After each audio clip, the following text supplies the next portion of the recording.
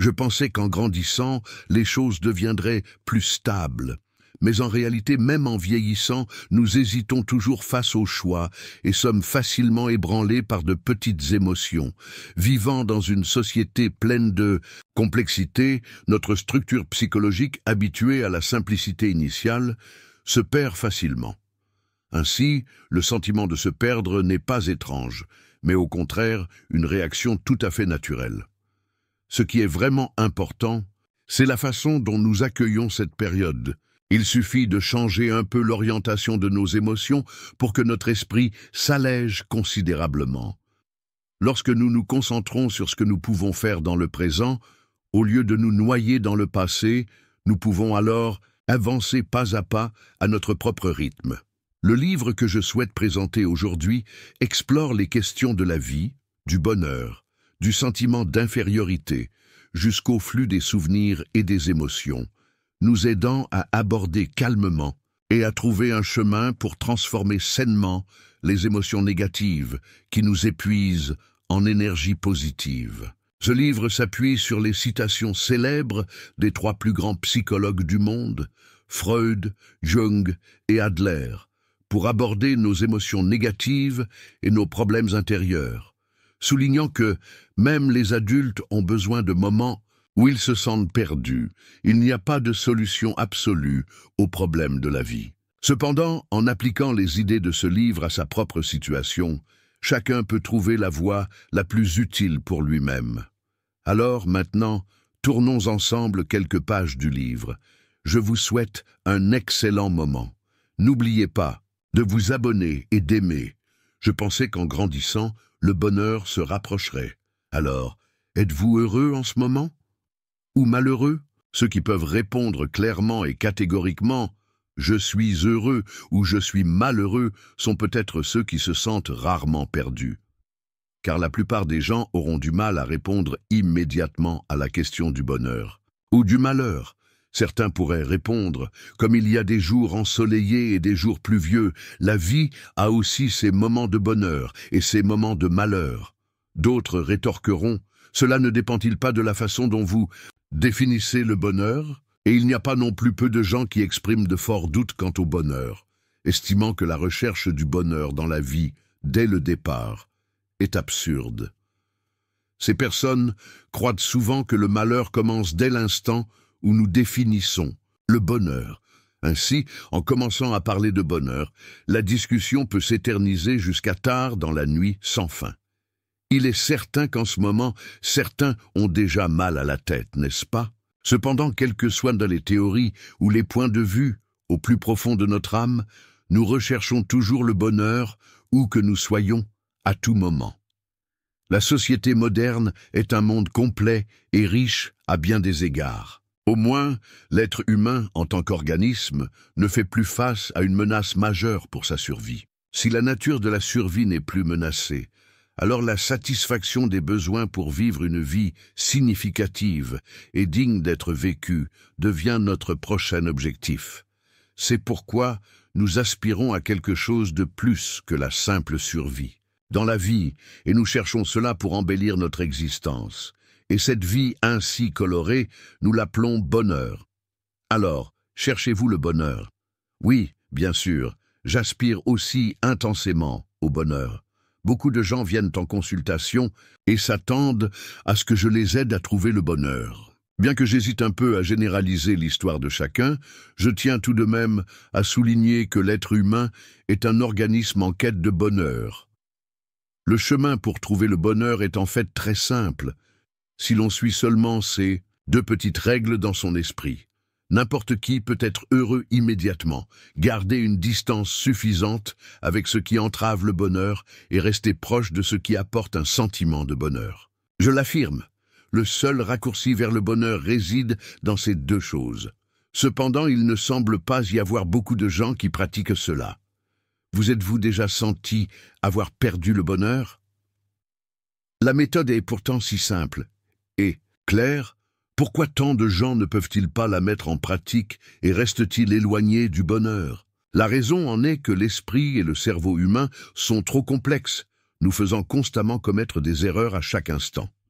Tout comme nous nous trompons en pensant que notre dessin animé préféré bouge réellement et que les personnages à l'intérieur parlent pour de vrai. Nous nous trompons en pensant que ce qui est loin du bonheur est en fait le bonheur et que la situation qui devrait être loin du malheur est en fait le malheur. C'est comme confondre le bienfaiteur qui sauve un blessé avec celui qui a causé la blessure. Alors, quand nous sentons-nous heureux? Les 3 conditions du bonheur, selon Adler, résident dans l'amour de soi, le maintien de bonnes relations avec les autres, et la contribution, l'aide aux autres, ainsi qu'à la société. Où se trouve le bonheur? Si l'on vous pose cette question, comment répondriez-vous? Il peut y avoir de nombreuses réponses différentes, mais le bonheur est quelque chose que l'esprit ressent. Par conséquent, vous pouvez aussi répondre que le bonheur se trouve dans l'esprit. Alors, quand l'esprit se sent-il heureux? L'une des réponses à cette question est précisément la célèbre citation d'Adler que je viens de mentionner. Entre réalité, nous possédons une structure sociale optimale pour la vie en communauté. Les 3 conditions qu'Adler a énoncées parlent précisément du bonheur que la société nous offre. Ces 3 éléments sont entrelacés et étroitement liés. On peut dire qu'il s'agit d'une forme de manifestation du bonheur. Alors, ici, explorons comment s'aimer soi-même pour pouvoir ensuite avoir de bonnes relations avec les autres et se faire une place dans la société. Peut-être qu'en ce moment, certains se demandent en inclinant la tête en quoi l'amour de soi est-il lié à notre fonction dans la société. Pour expliquer davantage, nous nous percevons nous-mêmes à travers les réactions des gens qui nous entourent. Par exemple, comment vous sentiriez-vous si la personne à côté de vous montrait de l'irritation? Vous penseriez à vous-même sous plusieurs angles. Ai-je fait quelque chose de mal? Suis-je en train de causer de l'irritation? Même si l'autre personne n'est pas proche, voir sa réaction négative suffit à vous préoccuper. Ce à quoi nous réagissons le plus sensiblement, ce sont les autres.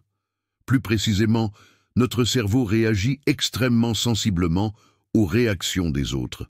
Si nous percevons un message de rejet, de désapprobation, de haine envers nous-mêmes à travers l'expression ou l'attitude de l'autre, nous nous regarderons nous-mêmes fixement.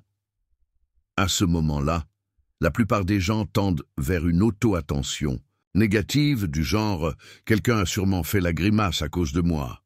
Dans cette situation, il est difficile de s'aimer soi-même, n'est-ce pas? Au contraire, si quelqu'un vous regarde avec le sourire aux lèvres, qu'en est-il? Ou s'il montre du respect? Certainement, vous vous sentirez joyeux et estimerez être une personne de valeur. Vous pourriez même commencer à vous aimer vous-même. Ainsi, nous nous percevons à travers les réactions de ceux qui nous entourent et par conséquent, nous nous aimons ou ne nous aimons pas. Par conséquent, pour s'aimer soi-même, avoir de bonnes relations où l'on peut attendre des réactions positives est extrêmement important. Alors, comment construire de bonnes relations? La définition d'une bonne relation peut varier selon les individus, mais ici, limitons-nous aux relations où vos paroles ou actions reçoivent des réactions positives. L'esprit humain suit généralement la loi de la réciprocité de l'affection. La réciprocité de l'affection signifie que si l'autre personne m'aime, je l'aimerai aussi, mais inversement.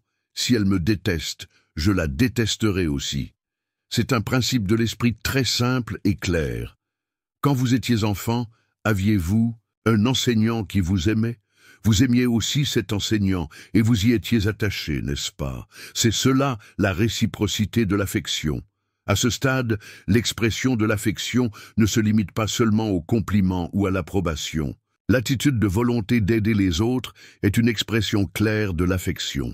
Par conséquent, pour construire de bonnes relations, commencez par pratiquer naturellement des actions utiles pour ceux qui accueillent avec joie votre gentillesse. À ce moment-là, vous pourrez vous rapprocher des conditions du bonheur telles que définies par Adler.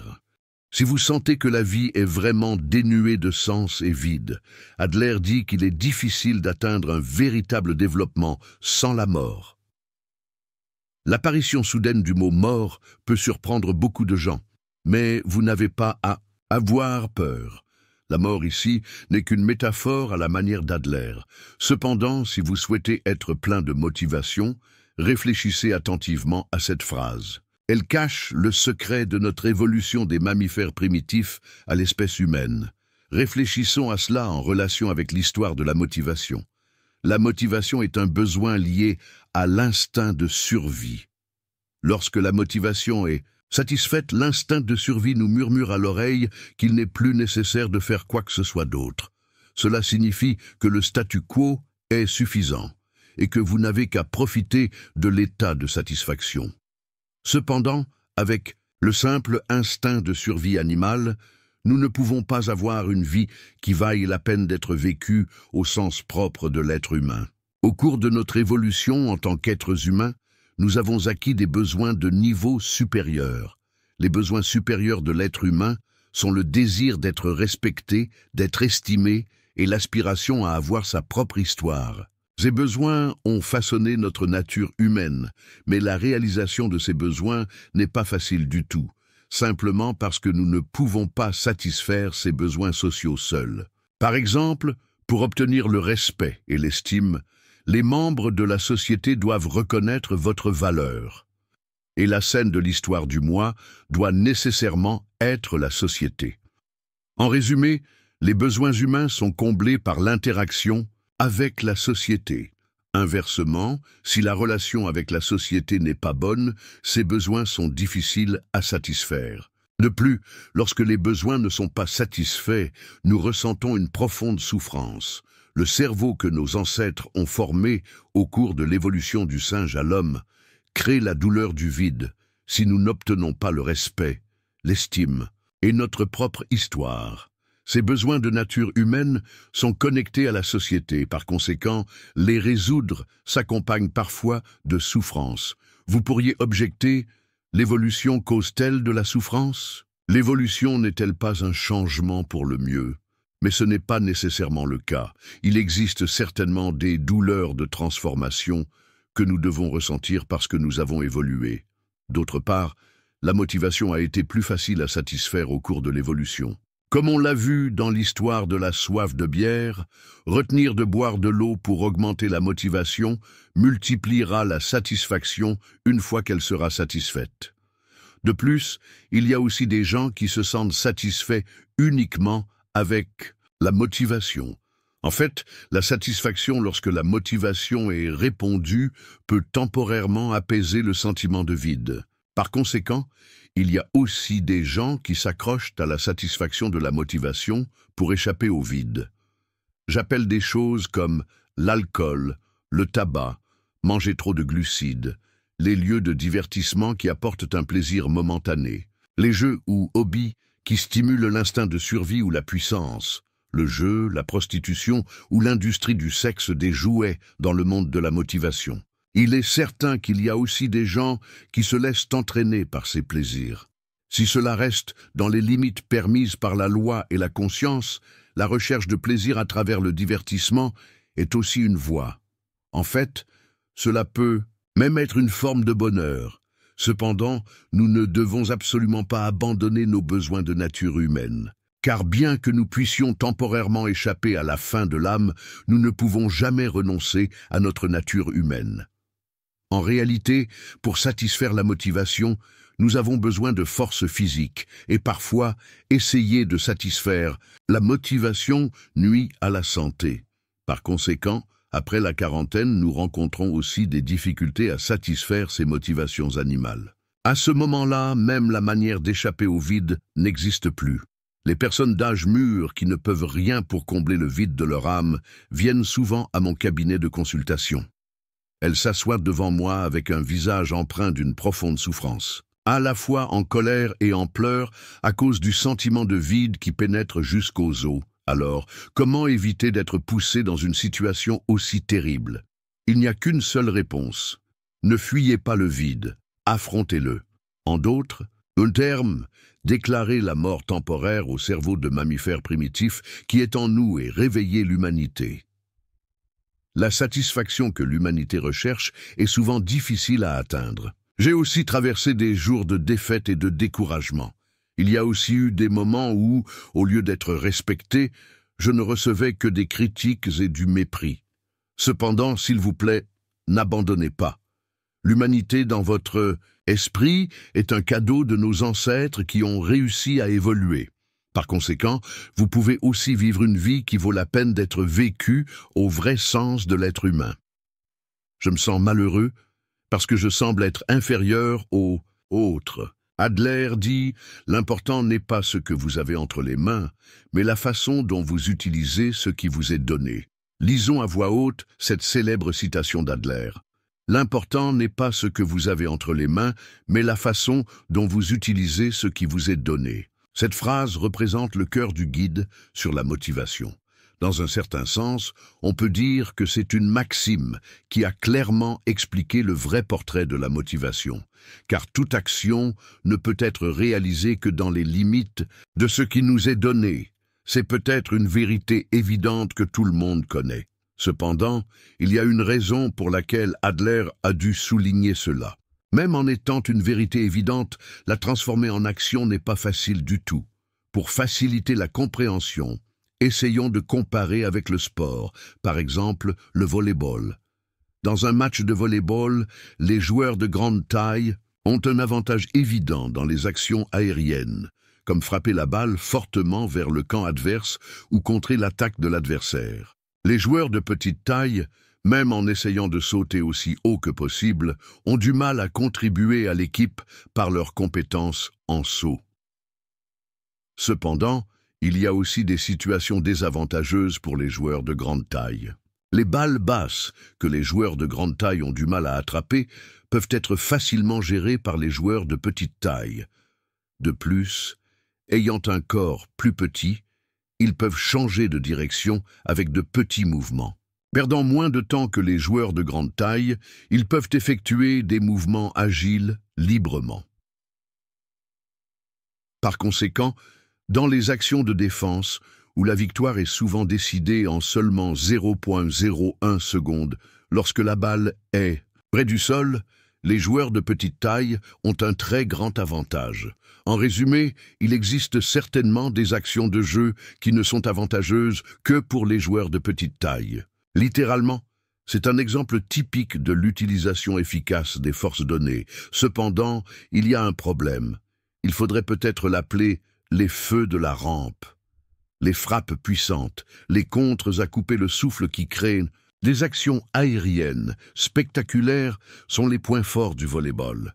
La plupart des fans de volley-ball applaudissent ces actions aériennes. En fait, les joueurs étoiles, hommes et femmes, sont souvent des attaquants. Bien que les joueurs de petite taille sauvent l'équipe du danger et rendent les attaques des stars encore plus éclatantes, leur contribution à l'équipe, en termes de dévouement, n'est en rien inférieure à celle des joueurs de grande taille. Cependant, juste à cause des conditions physiques, ils ont du mal à se démarquer dans les actions aériennes. Dans les actions de balle basse, où les joueurs de petite taille jouent un rôle, il n'y a pas grand-chose à montrer, et par conséquent, l'occasion de briller comme une star diminue également. Ici, un autre problème surgit. L'être humain est un animal jaloux. En particulier, nous avons tendance à envier ceux qui brillent de mille feux. Peut-être que la jalousie elle-même est une émotion futile, qui n'apporte aucun résultat et n'est donc pas utile pour l'être humain. Mais il est clair que le sentiment d'envie envers quelqu'un qui est remarqué et qui se démarque est très naturel. Par exemple, supposons qu'un joueur de petite taille avec d'excellentes compétences était autrefois l'atout absolu de l'équipe lorsqu'il était à l'école primaire. Lorsqu'il est arrivé au collège et au lycée, lorsqu'un joueur plus grand que lui a émergé brillamment comme l'atout dans les actions aériennes, ce joueur de petite taille, malgré tous ses efforts, s'est retrouvé dans une situation où il n'était plus remarqué.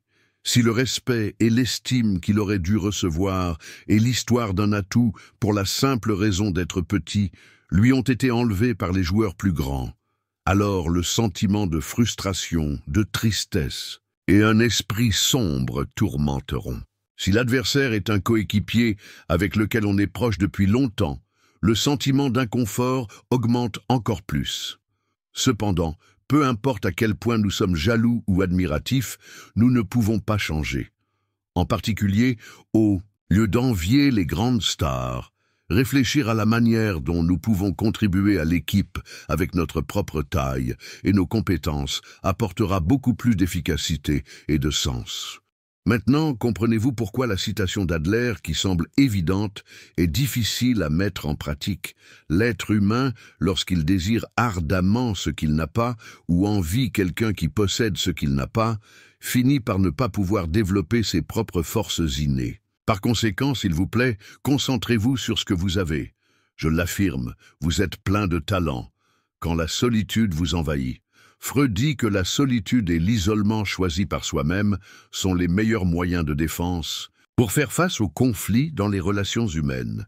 Avez-vous récemment rencontré beaucoup de difficultés dans vos relations? Cela peut être une question soudaine. Et la réponse peut être encore plus étrange, mais la vérité est que nous sommes des êtres humains. Nos ancêtres, au cours de l'évolution, ont choisi de vivre en groupe, et ils ont commencé à construire des organisations pour pouvoir agir dans un même but. De plus, ils ont créé la société comme un ensemble d'organisations. Peu à peu, nous avons vécu en nous appuyant sur la protection et le soutien de l'organisation et de la société. Nous-mêmes avons aussi évolué pour devenir des personnes adaptées à l'organisation et à la société. Au cours de ce processus, nous sommes devenus des êtres qui ne peuvent pas vivre seuls. Nous avons besoin des autres pour survivre. Actuellement, nous sommes des êtres qui vivent dans le cadre de la société. En résumé, le mot « humain » pour nous décrire signifie un être qui existe entre les gens dans la société. La société nous protège. Les relations humaines qui nous entourent sont aussi, dans un certain sens, des atouts qui nous protègent. Inversement, la société nous oblige à respecter ces normes en toutes choses. Les relations proches également. Tout le monde crie pour que nous nous adaptions à eux. Heureusement, notre cerveau est équipé d'un système pour se conformer à la société et aux relations humaines. Peut-être luttons-nous désespérément pour nous adapter. Car sans la protection de la société et des relations humaines, nous ne pouvons pas survivre, ne serait-ce qu'un jour. Cependant, pour recevoir le soin de la société, chacun a besoin d'avoir son propre rôle ou sa propre place. Il y a aussi beaucoup de gens qui doivent constamment être stressés pour obtenir une place et la maintenir. Par conséquent, notre vie sera certainement pleine de fatigue. Bien sûr, la société et les relations humaines sont toutes deux des atouts importants qui nous protègent. Nous devons donc les chérir. Nous ne devrions pas les négliger simplement parce que nous nous sentons fatigués. Cependant, il existe aussi en nous des parties qui n'ont pas besoin de la protection de la société et des relations humaines. Avant de vivre en groupe, nos ancêtres vivaient aussi dispersés librement. Le cerveau de nos ancêtres de cette époque nous a toujours été transmis pour vivre à l'époque moderne. L'esprit de l'être humain primitif vit et respire toujours dans l'esprit de l'homme moderne. Nous avons le libre arbitre, et ce libre arbitre ne s'aligne pas toujours avec les mesures de la société, de l'organisation ou des relations humaines. Parfois, nous devons sacrifier notre libre arbitre dans le cadre de la société, de l'organisation ou des relations. Supposons que votre partenaire vous raconte naturellement sa vie quotidienne. Votre point de vue et celui de votre partenaire ne coïncident pas toujours. En écoutant l'histoire, vous pourriez vous demander « Pourquoi pense-t-il, elle, comme ça ?» Mais si vous montrez de l'irritation, le visage de votre partenaire s'assombrira immédiatement.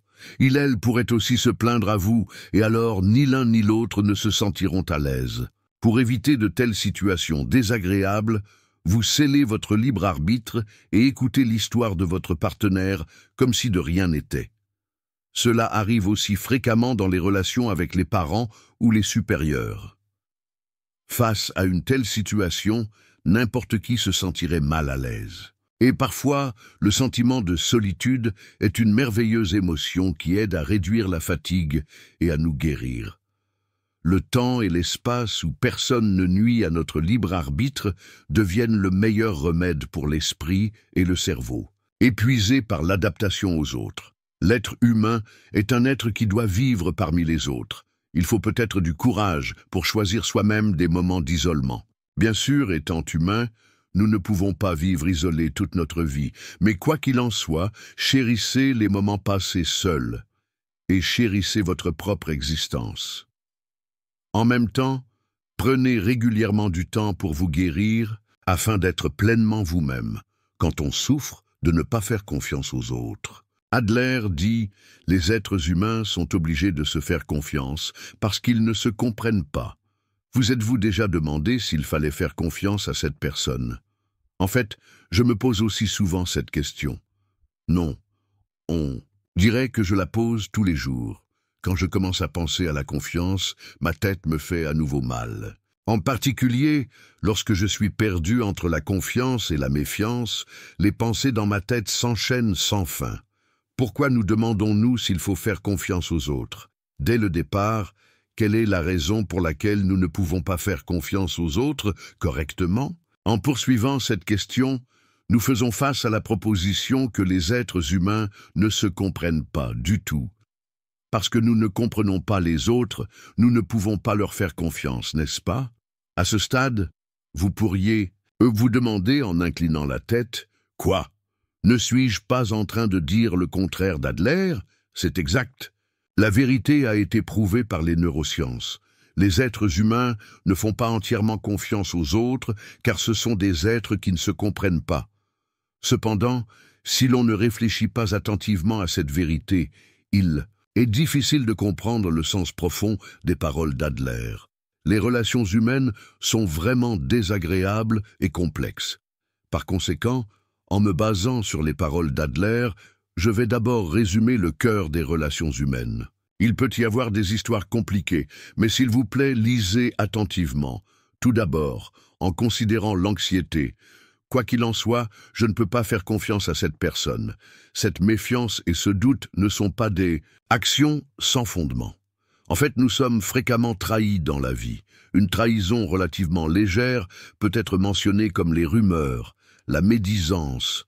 Bien sûr, beaucoup de gens n'aiment pas médire ou entendre des médisances. Mais il y a certainement aussi des gens qui aiment parler et entendre des histoires sur les autres. De plus, même en disant des mots malveillants, lorsque le personnage principal apparaît, ils affichent un sourire éclatant comme s'ils n'avaient jamais médit.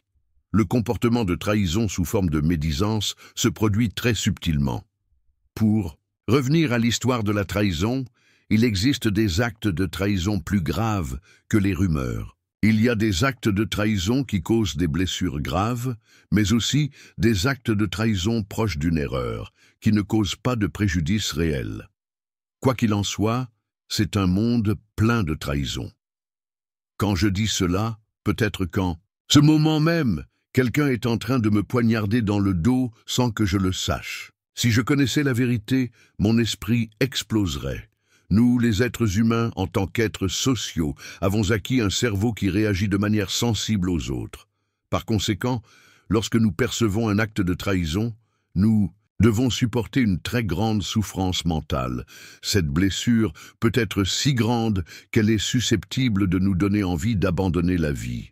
Pourquoi le monde est-il tellement rempli de trahison? Lorsque l'esprit humain a commencé à se former, nos ancêtres vivaient arbitrairement, sans former de société. Le cerveau de cette époque a pris une place profonde dans notre psychologie et fonctionne toujours puissamment aujourd'hui. En bref, dans l'inconscient humain se cache un esprit égoïste et des actions arbitraires.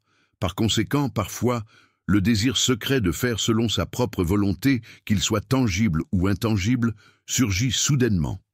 Bien qu'à première vue, il puisse sembler que nous nous aidons et coopérons mutuellement, la vraie nature est celle d'un animal égoïste qui ne pense qu'à lui-même.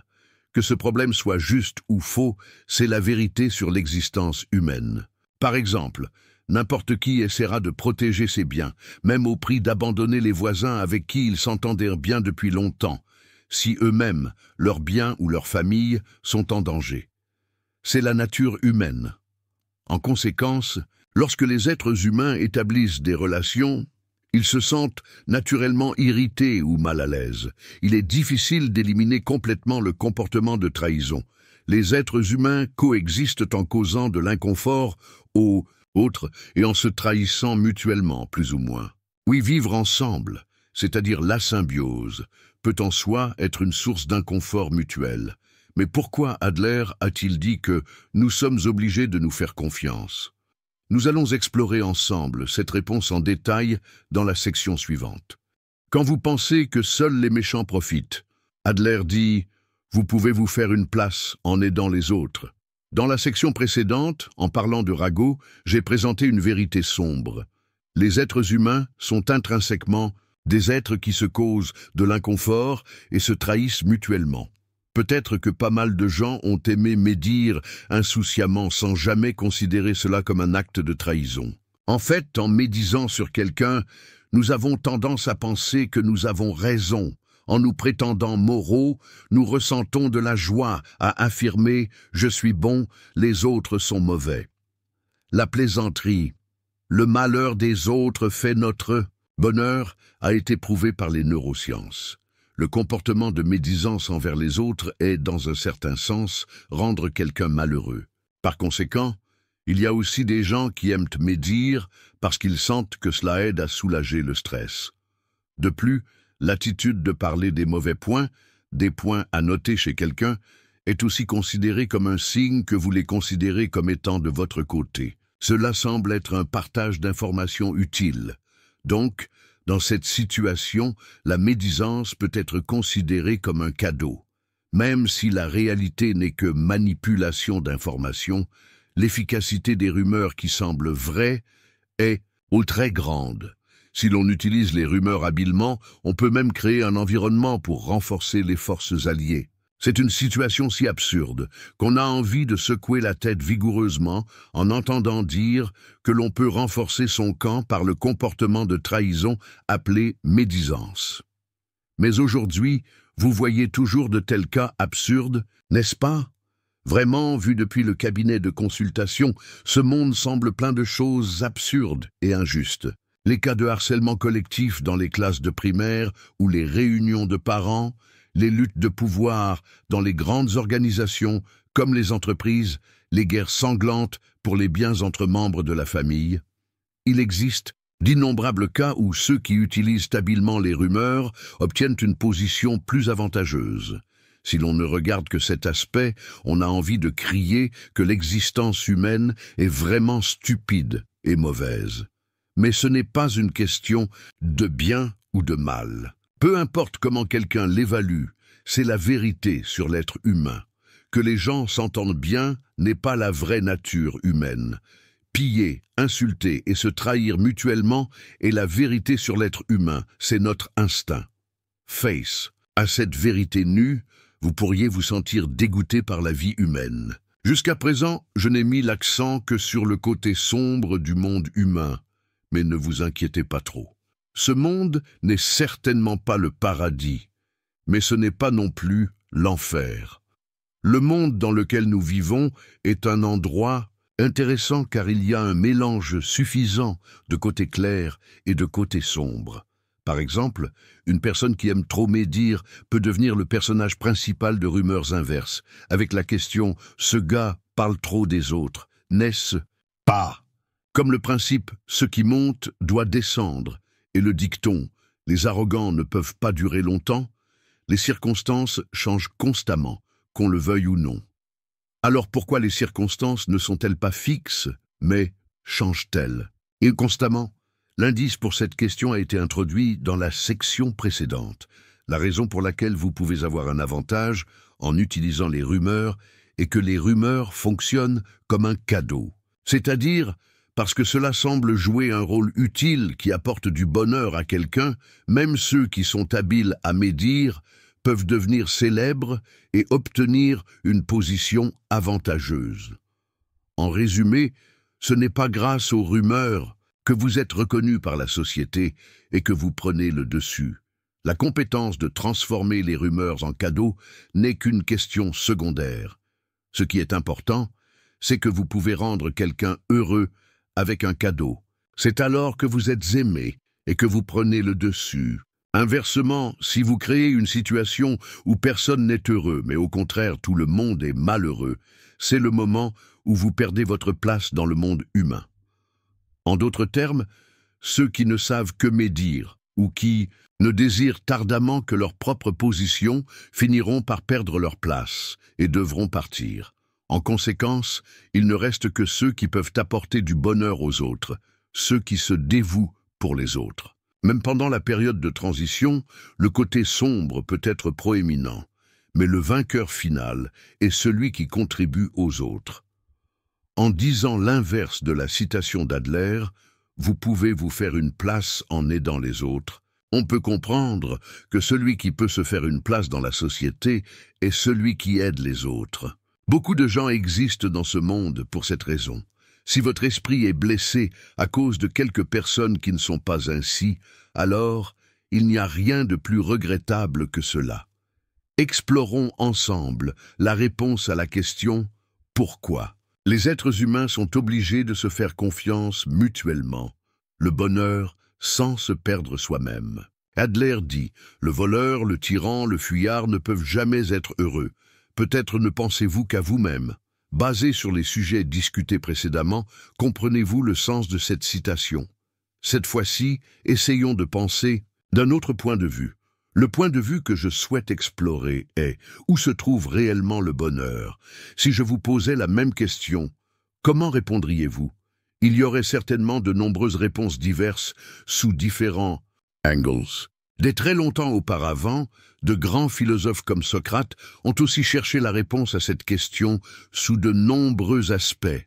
D'innombrables personnes religieuses ont aussi développé des théories sur le bonheur basées sur leur propre vision du monde et de la vie. Où se trouve le bonheur? De nombreux sages ont donné une multitude de réponses à cette question. Mais pourquoi y a-t-il tant de réponses diverses?